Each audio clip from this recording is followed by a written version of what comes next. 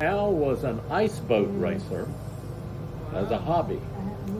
And she went with him every time on every ice boat race. She was his crew. She went with him.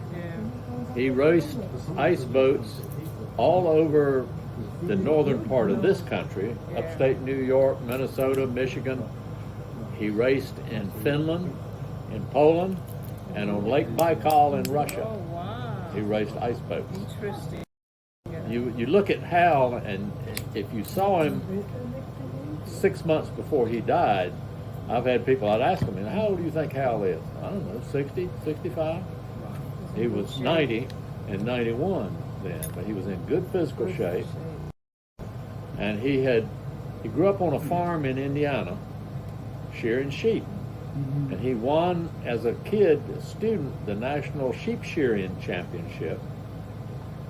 And he went in the Air Force he went to Purdue University in Indiana. That's a good school. Yeah. And the other thing about Hal that most people don't know is he was really active in music. He was in the Purdue University Glee Club, and he sang at President Eisenhower's inauguration. Wow. With Purdue University Glee Club. And the song he sang, there's a video on there on one of either his Facebook page or the obituary about him singing Mamie, the song, to Eisenhower's wife in 1953 at Eisenhower's inauguration. And he went to work, he went in the Air Force, he flew B-47 bombers.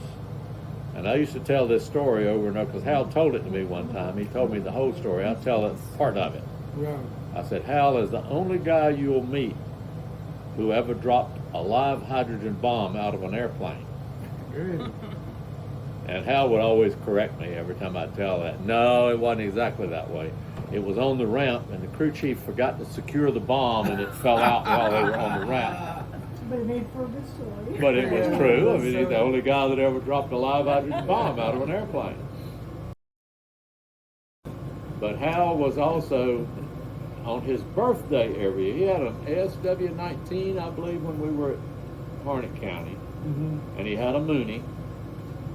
And then when I was in my last tour in the Soviet Union, in Moldova and Ukraine, that part of the world, I imported some Yak 52s. Well, they were cheap over there then. And I was telling Hal about them. Next thing I knew, he went out and bought one.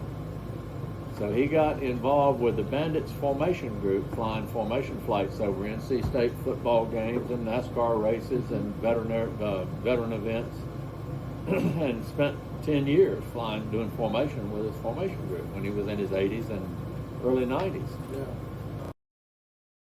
Every birthday, he had a rule that on every birthday, he had to fly every airplane he owned, and he had to shear sheep. On every up to his 90th birthday, he sheared his last sheep on his 90th birthday.